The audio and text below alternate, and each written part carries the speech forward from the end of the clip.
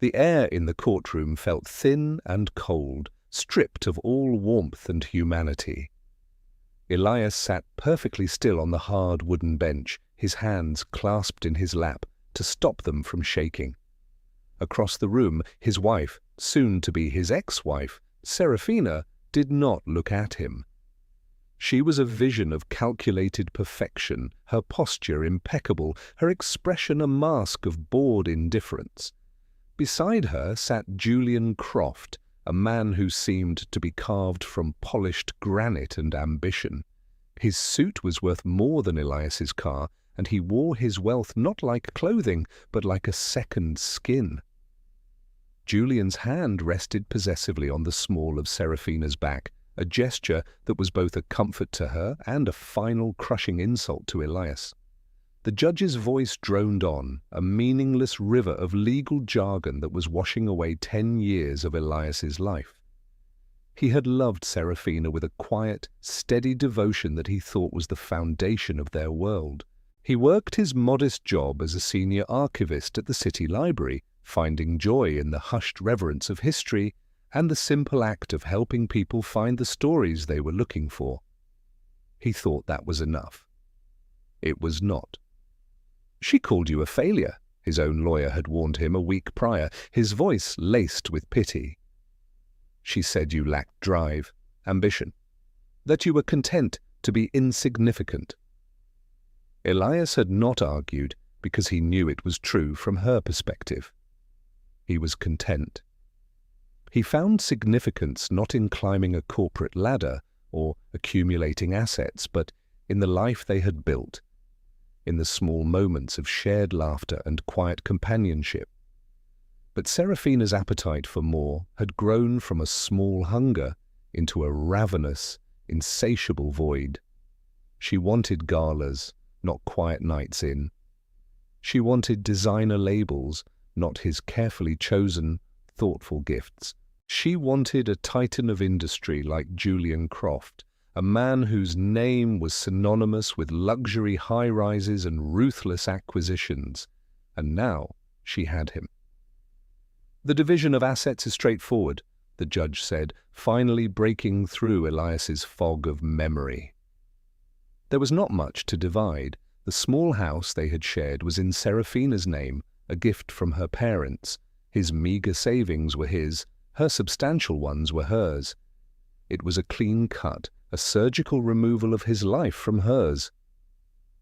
As the gavel fell, the sound echoed in the silent room like a gunshot. It was over. Serafina stood up, her movements fluid and graceful. She finally turned her gaze toward Elias, and for a fleeting moment he saw a flicker of something in her eyes. Pity, perhaps, or a ghost of the woman he once knew. But it was gone in an instant, replaced by a cool, dismissive superiority. Julian Croft stood with her, a triumphant smirk playing on his lips. He looked at Elias not as a rival, but as an insect, something to be scraped off the bottom of a shoe. They walked past him without a word. Their departure left a vacuum in the room, a silence that was louder than any sound. Elias remained seated, feeling the weight of the last decade settle upon his shoulders. He was 35 years old, divorced, and possessed little more than a collection of old books and a heart that felt shattered into a million pieces. He thought that was the lowest he could feel. He was wrong. A week later, a thick, cream-colored envelope arrived in the mail at his new, tiny apartment. The calligraphy was exquisite, the paper heavy and expensive. His name was written in shimmering gold ink. With a sense of dread, he opened it. Inside was an invitation, ornate and impossibly grand. "Serafina Montgomery and Julian Croft request the honor of your presence at the celebration of their union." The words blurred before his eyes. They were getting married. Of course they were. But the cruelty of sending him an invitation, of dangling their happiness in his face, was a special kind of poison.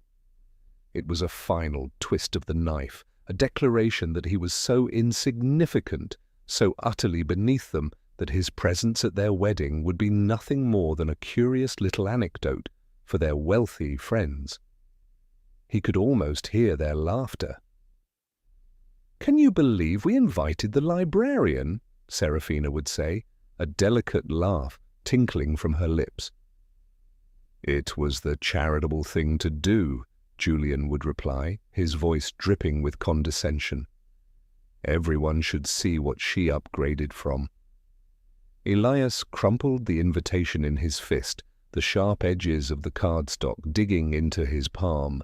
He wanted to burn it, to tear it to shreds, to scream until his lungs gave out. But as he stood there in his lonely apartment, surrounded by boxes he had yet to unpack, another feeling began to stir beneath the pain.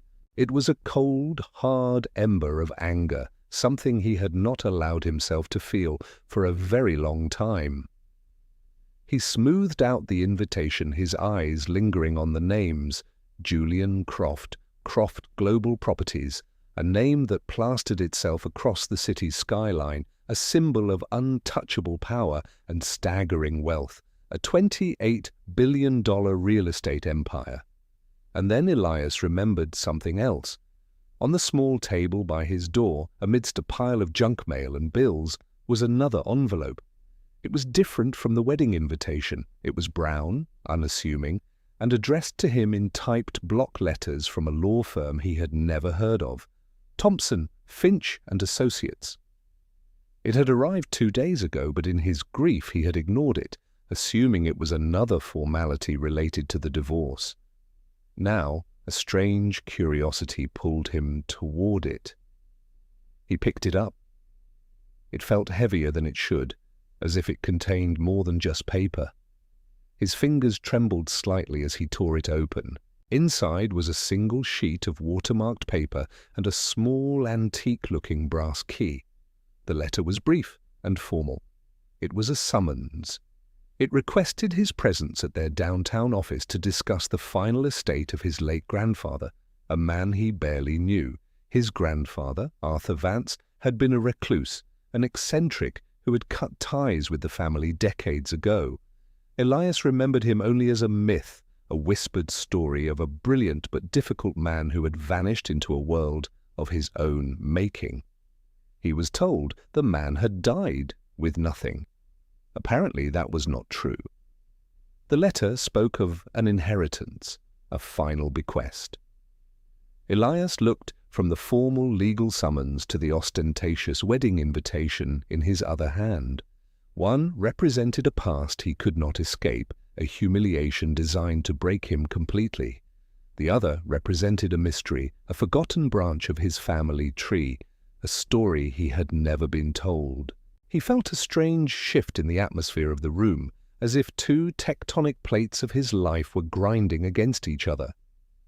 He had no idea that the key he held in his hand was not just a key to a safe deposit box, it was the key to Julian Croft's entire world. And he was about to unlock the door. The marriage to Serafina had started with such promise. Elias recalled their first years together, a time filled with a genuine, simple affection. He had been drawn to her vibrant energy, her laughter that could fill a room. She, in turn, had claimed to love his quiet strength, his steady nature. "You're my anchor," she used to whisper to him late at night, her head resting on his chest. But anchors, he later realized, were meant to hold things down. The first signs of the deep rift between their worlds appeared subtly. It started with her friends, a circle of increasingly wealthy and status-obsessed people she cultivated with meticulous care. When they came over, Elias could feel their polite, condescending gazes sweep over his collection of books, his comfortable but worn furniture. He was a novelty to them.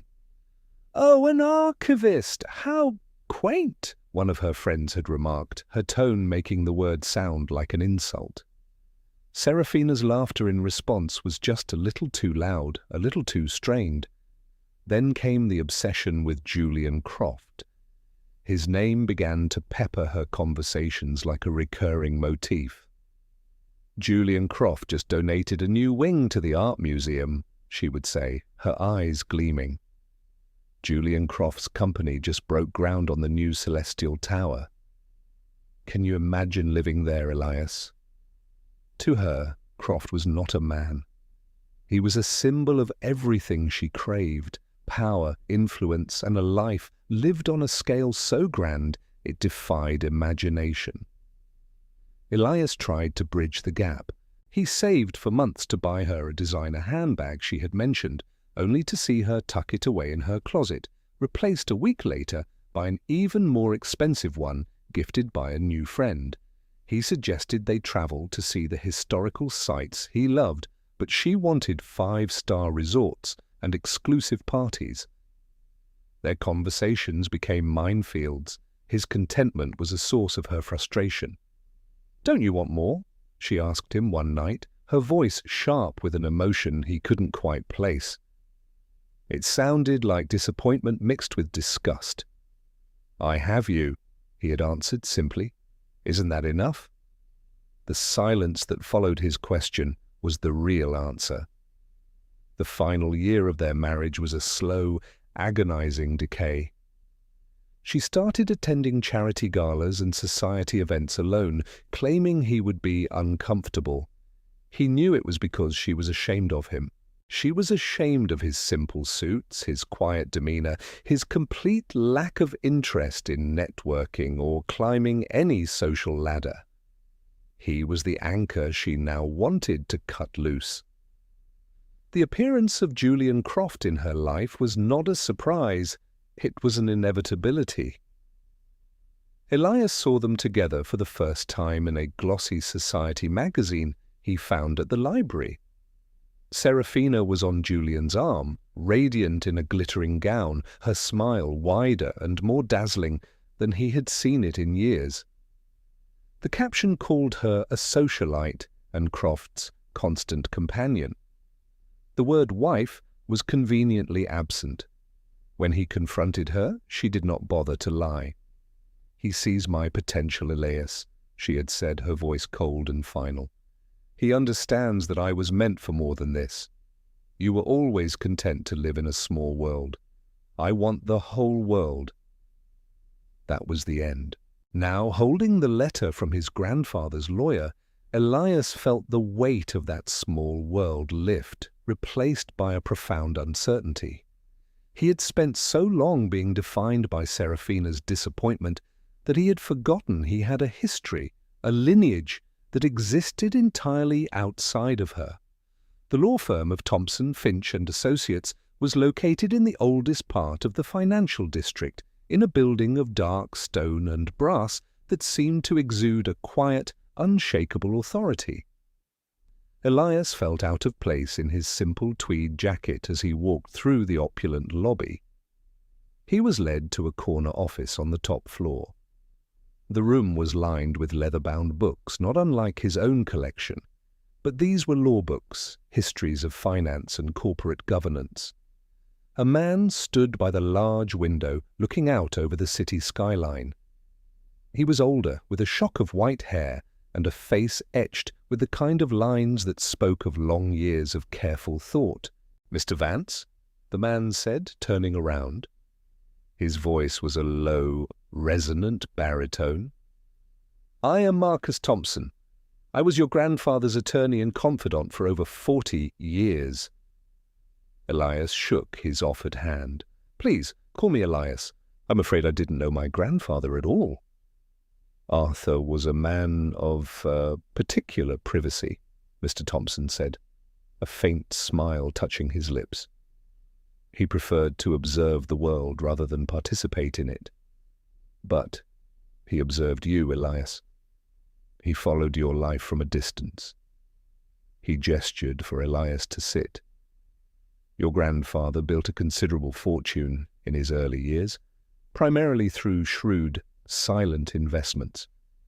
He had a genius for seeing the underlying structure of things, the true ownership behind the public facade." Mr. Thompson sat down behind a large mahogany desk and folded his hands. He despised the new breed of corporate titans, the ones who built their empires on debt and ego, who prized image over substance. Men like Julian Croft. The name hit Elias like a physical blow. He stiffened, his mind racing. What could his reclusive grandfather possibly have to do with Julian Croft? Your grandfather watched as Croft Global Properties grew, Thompson continued, his eyes fixed on Elias, gauging his reaction. He saw it as a monument to everything he disliked: flash, arrogance, and a foundation that was, in his opinion, as stable as a house of cards. So he decided to buy it. The words hung in the air. Elias stared at the lawyer, certain he had misheard. Buy it? Croft Global is worth billions. My grandfather, I was told he had nothing. He had a great deal more than nothing, Mr. Thompson corrected gently. He did not buy it in a single transaction, of course. Arthur was more subtle than that. Over the course of 2 decades, through a labyrinth of shell corporations and holding companies, he acquired a controlling interest in the parent entity that owns Croft Global Properties. It is a private investment firm named Vance Holdings, a little joke of his. The lawyer slid a thick portfolio across the desk. Julian Croft is the CEO. He is the public face, the charismatic leader. He runs the day-to-day operations. He enjoys a lavish salary, stock options, and the illusion of ownership. But he is, in essence, an employee, a very, very well-compensated employee. Elias opened the portfolio. Inside were charts, legal documents, and share certificates, a dizzying array of financial instruments that made his head spin. But the conclusion was unavoidable, written in stark black and white print. "Arthur admired you, Elias," Thompson said softly. "He saw in you the qualities he valued: humility, integrity, a lack of greed. He believed that true strength was quiet, not loud. In his will, he did not leave you his fortune. He left you his power." He pointed to the final page. "He left you Vance Holdings. He left you the controlling interest, the chairmanship of the board. He left you everything. As of the reading of his will last month, you, Elias Vance, are the legal and indisputable owner of the company Julian Croft believes is his." The room seemed to tilt on its axis. Elias's mind struggled to grasp the scale of the revelation. The number on the page was almost comical in its absurdity. $28 billion. He was the owner of a $28 billion real estate firm. And the man who was about to marry his ex-wife, the man who had looked at him with such utter contempt, was his employee. A tidal wave of emotions washed over him: shock, disbelief, a terrifying sense of vertigo. He thought of Serafina, of her relentless pursuit of wealth and status. She had discarded him for being poor and insignificant, only to attach herself to a man whose entire kingdom secretly belonged to him. The irony was so staggering, so profoundly and cruelly perfect, that Elias almost laughed. He looked up from the documents, his eyes meeting Mr. Thompson's. The lawyer's expression was calm, patient, waiting. It was in that moment that the shock began to recede, and something else took its place. It was the cold, hard ember of anger he had felt in his apartment, now being fanned into a flame. He remembered the humiliation in the courtroom. He remembered the pity in his own lawyer's eyes. He remembered the triumphant smirk on Julian's face, and he remembered the wedding invitation. "They want me to be a guest at their wedding," Elias said, his voice quiet but steady. "They want me to sit there and watch them celebrate their victory over me." Mr. Thompson nodded slowly. "What do you want to do, Elias?" Elias closed the portfolio. The feeling inside him was no longer just anger. It was clarity. A cold, sharp, and absolute clarity of purpose. Serafina and Julian had built their world on a foundation of arrogance and cruelty. They believed they were untouchable gods casting judgment down from their glass tower. His grandfather had given him the plans to that tower, and he had just handed him the demolition codes.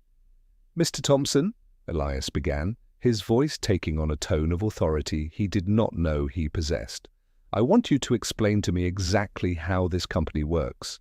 I want to know about its debts, its investors, its vulnerabilities. I want to know every lever of power I now control." He leaned forward, the last vestiges of the timid librarian falling away like a shed skin. "They have invited me to a celebration," he said, a grim smile touching his lips for the first time. "And I think I should bring a gift." The week that followed was a masterclass in corporate warfare, conducted from the quiet of Mr. Thompson's office. Elias, a man who had previously managed a library budget, now found himself absorbing decades of financial strategy and legal intricacies. He was a surprisingly fast learner, his archivist's mind, trained to find patterns in chaos and to understand complex systems, took to the task with a natural aptitude. Julian Croft's entire strategy is built on aggressive expansion funded by massive debt, Thompson explained, pointing to a flowchart on a large screen. He leverages one project to fund the next, a precarious balancing act that relies on market confidence and the continued flow of credit. The board he answers to is largely ceremonial, filled with his own appointments who are happy as long as the stock options keep flowing. "But the real board, the board of Vance Holdings, has ultimate authority?" Elias asked. "Absolute authority," Thompson confirmed. "We have the power to recall loans from our own subsidiary corporations. We can veto any expenditure. We can initiate a full-scale, independent audit of any department at any time. We can, in short, turn off the tap." The plan they formulated was not a frontal assault. It was elegant, surgical, and designed to use Julian's own arrogance as the primary weapon against him. The wedding was in 10 days. They would use that time to systematically dismantle his world, piece by piece, all while he was distracted by floral arrangements and seating charts. "He will never see it coming," Elias murmured, looking at the plan laid out before them. "He is incapable of looking down," Thompson agreed. "He only ever looks up at the next thing he wants to conquer." The first step was a simple phone call. Acting as the chairman of Vance Holdings, Elias, with Thompson guiding him, instructed the board's financial controller to trigger a covenant in a major loan agreement for Croft's flagship project, the Celestial Tower. It was a technicality, a minor breach in the debt-to-equity ratio that Julian's aggressive accounting had overlooked. It was enough. The bank, now legally obligated to act, sent a formal notice. The primary credit line for the Celestial Tower was frozen, pending a full review. Construction on the half-finished skyscraper ground to a halt. Across town, Julian Croft was in a meeting with his wedding planner, arguing about the vintage of champagne to be served. His phone buzzed, and he glanced at it with irritation. It was a frantic call from his chief financial officer. "What do you mean, frozen?" Julian barked into the phone, his face darkening. "It's a clerical error. Fix it." He hung up, dismissing the concern with a wave of his hand. He was Julian Croft. Banks did not freeze his credit lines. The world bent to his will, not the other way around. Serafina, sitting opposite him, looked up from a fabric swatch. "Is everything all right, darling?" "Just an incompetent underling making problems," he said smoothly, his charming smile returning. "Nothing I can't handle." But it was not handled. The next day, Elias authorized the second step. He convened an emergency session of the Vance Holdings board, which consisted of himself, Mr. Thompson, and 2 other loyal, long-serving members of his grandfather's inner circle. Unanimously, they voted to initiate a surprise forensic audit of Croft Global's executive expense accounts. The notice landed on the desk of Croft's head of accounting like a bomb. Panic began to ripple through the executive floor. Julian's lavish lifestyle was funded by a blurry line between personal and corporate expenses. The private jets, the penthouse apartments listed as corporate housing, the extravagant gifts for Serafina, it was all buried in a mountain of creative paperwork. An independent audit would expose it all. Julian's phone began to ring incessantly. He bellowed at his subordinates, threatening, cajoling, demanding they make the problem disappear. But this was not a problem he could bully into submission. The order had come from a higher authority, a shadowy ownership group he had never bothered to investigate, content to believe they were passive, silent investors. For the first time in his professional life, Julian Croft felt a door slam shut in his face. He had no key. Meanwhile, Elias was at the library, methodically cataloguing a new collection of historical maps. His colleagues noticed a change in him. The cloud of sadness that had followed him since the divorce seemed to have lifted, replaced by a quiet, focused intensity. He received text updates from Mr. Thompson. "Domino 1 has fallen." Panic reported on the 48th floor. Elias would read the messages, a small, grim smile touching his lips, and then return to his work, the scent of old paper and binding glue, a comforting anchor in the storm he was creating. He even found the time to respond to the wedding invitation. He sent back the RSVP card, ticking the box for "will attend." In the space for a personal message, he wrote a single, simple sentence. "I wouldn't miss it for the world." Serafina received the RSVP and laughed. She showed it to Julian, who was growing increasingly haggard and distracted. "Look, the librarian is coming," she said, her voice dripping with mockery. "Maybe he wants to see what a real man's success looks like." Julian barely glanced at it. He was on the phone, his voice a low snarl. Another fire had erupted. A major institutional investor, spooked by the frozen credit line and rumors of an audit, was pulling out. The stock price of their publicly traded bonds began to slide. The house of cards was beginning to tremble. The cascade effect was devastatingly swift. The news of the Celestial Tower project being halted hit the financial press. The audit was leaked by a nervous executive, and reporters began sniffing around, asking questions about corporate governance at Croft Global. Julian's carefully curated image of an infallible Midas touch genius began to crack. He tried to project an aura of calm control, but inside a cold dread was taking root. He felt like the pilot of a state-of-the-art jet who suddenly found the controls unresponsive. He could pull the levers, but nothing happened. Someone else was flying the plane. 3 days before the wedding, the final crippling blow was delivered.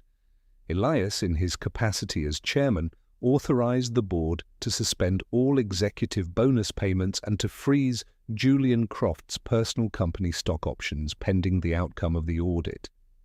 Julian discovered this when his corporate black card was declined at a high-end restaurant where he was having a tense lunch with his increasingly panicked legal team. The public humiliation was profound. He threw cash on the table and stormed out, his face a mask of thunderous rage. That evening, the facade finally shattered between him and Serafina.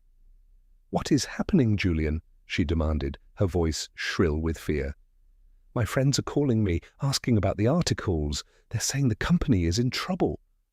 "The company is fine," he roared, slamming his fist on a marble countertop. "This is a coordinated attack. A rival is trying to sabotage me before the merger." He was grasping at straws, inventing enemies to avoid confronting the terrifying truth. He had no idea who was doing this or why. Serafina looked at him, and for the first time she did not see a god of finance. She saw a cornered, desperate man. The foundation of her new world, The one she had sacrificed everything for was crumbling beneath her feet. The day of the wedding arrived. It was a spectacular affair, held at a lavish estate on the coast. Hundreds of guests, the cream of the city's social and financial elite, mingled on manicured lawns, sipping champagne. But beneath the surface of polite smiles and glittering jewels, there was a current of unease. Everyone had read the news. The whispers followed Julian Croft as he moved through the crowd, his smile stretched thin, his eyes darting around nervously. He looked like a king presiding over a court that was about to depose him. Elias arrived alone. He wore a simple, well-tailored dark suit. He looked not like a librarian, but like a man at peace with himself. He exuded a quiet confidence that was more powerful than all the bravado in the room. He saw Serafina across the lawn. She was a breathtaking bride in a gown that likely cost a fortune. But her eyes were filled with a brittle anxiety. When she saw Elias, her expression flickered with a mixture of contempt and surprise. She could not understand why he looked so unbroken. He simply nodded at her, a polite, distant acknowledgement, and walked toward the bar. The ceremony was a hollow spectacle. Julian and Serafina exchanged vows, their voices amplified by microphones, promising a future that everyone in the audience suspected was already dead on arrival. Elias watched, feeling not pain but a strange, detached pity. They had gotten exactly what they deserved. They had built their union not on love, but on a shared lust for status and power. And now their god was failing them. The reception was held in a grand ballroom decorated with an obscene amount of flowers and crystal. The atmosphere was thick with tension. After the meal, Julian, as was tradition, stood up to give a speech. It was his last desperate attempt to reclaim control, to project the image of the invincible tycoon. He raised his glass, his hand trembling slightly. "To my beautiful bride Serafina," he began, his voice booming artificially. "And to the future, a future of continued success, of growth. Croft Global is stronger than ever. Let no one doubt that. We are building an empire, and this is only the beginning." The applause was polite, but subdued. As Julian stood there, basking in the fading glow of his own ego, the grand doors at the back of the ballroom opened. Two men in sharp, businesslike suits entered. They were followed by Mr. Thompson, who walked with a calm, deliberate pace that drew every eye in the room. The men approached the head table. One of them placed a thick, leather-bound document in front of Julian.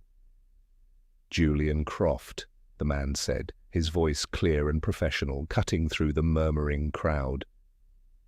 "You are hereby served with a notice of immediate termination of your employment as CEO of Croft Global Properties, pending an investigation into gross financial misconduct." A collective gasp rippled through the ballroom. Julian stared at the document, his face turning a deathly pale. "This is absurd," he stammered. "Who do you think you are? Who authorized this?"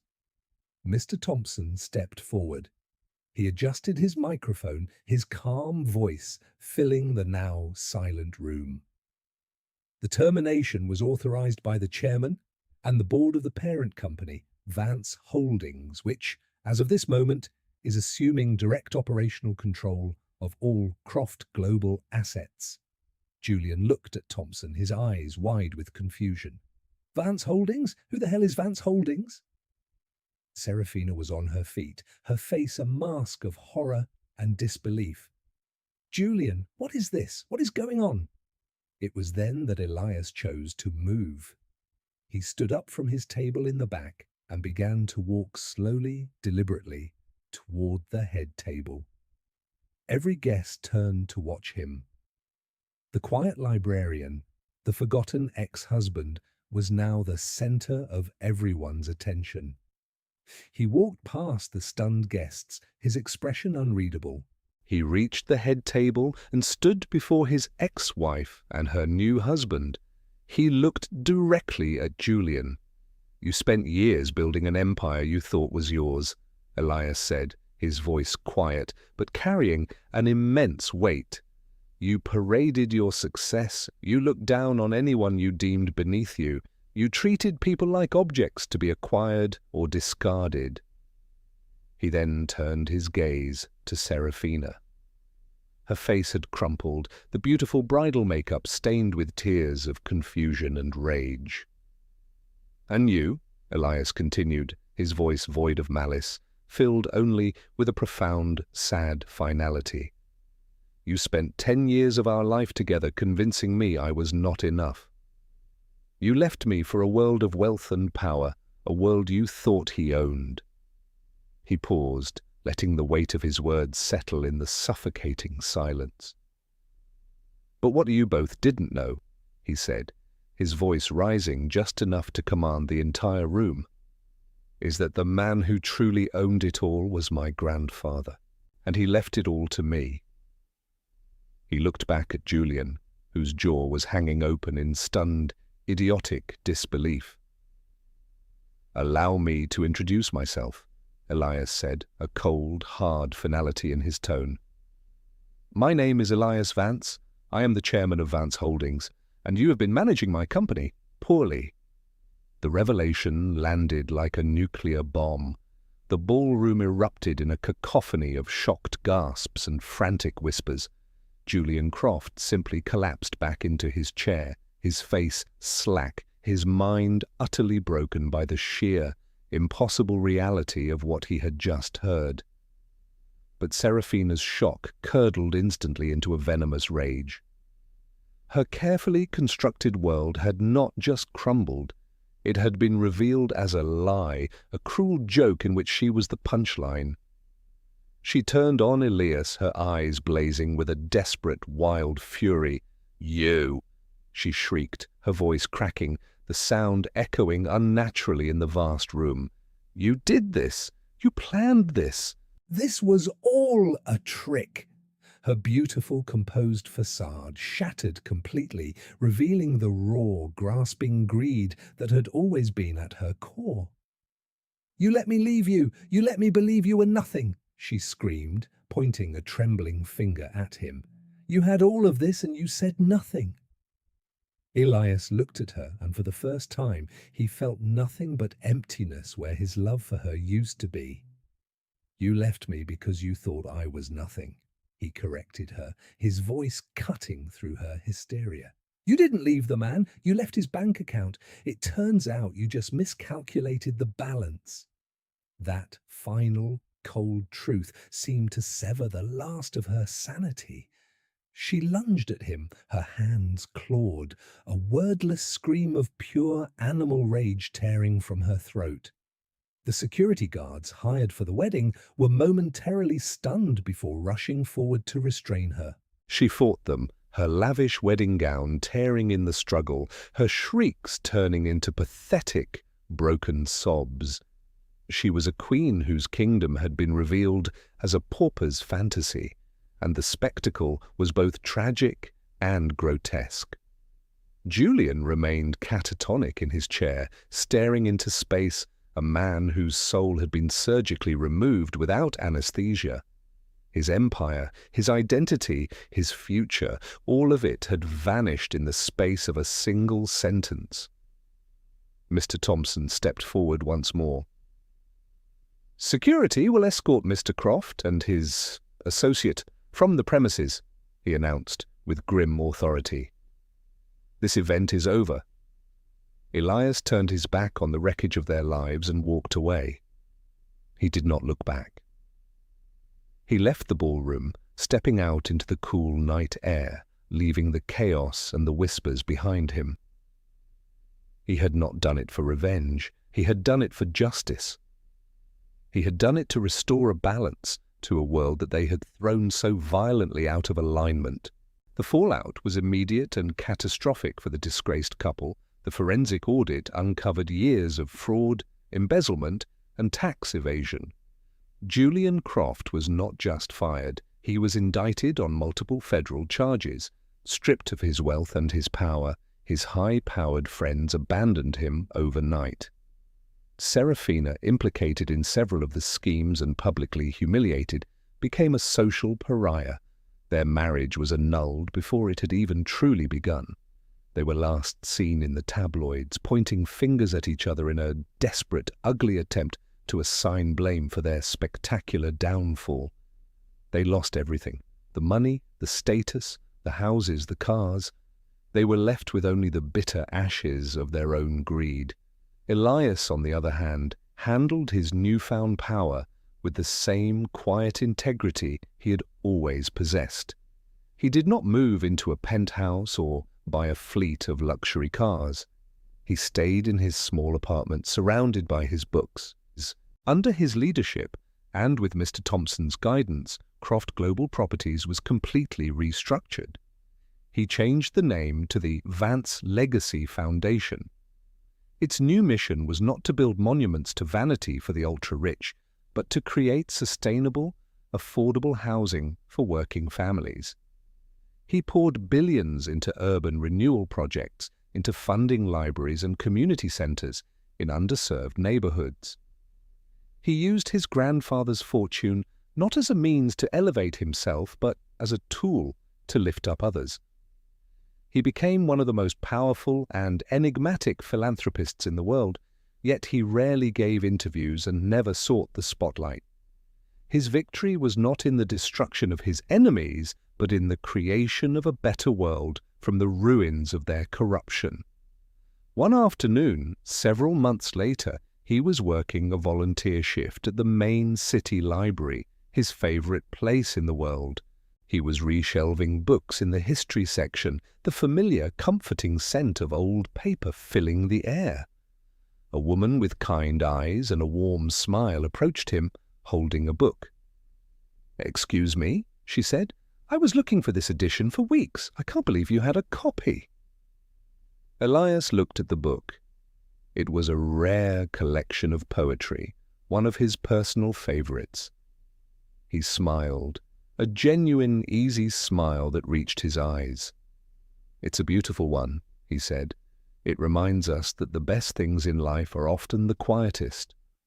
They started talking, first about books, then about history, art, and the simple joys of a life lived with purpose.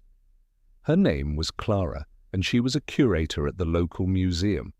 She had no idea who he was, no concept of the billions of dollars at his command. She just saw a kind, intelligent man who shared her passions. As he walked out of the library with her that day, the sun warm on his face, Elias knew that he had finally found what he was looking for. It was not power or wealth or vindication, it was peace. True wealth is not measured in dollars or skyscrapers, but in the quiet strength of one's character and the positive impact one leaves on the world. Elias Vance had been the richest man in the room all along. It had just taken everyone else a little while to realize it.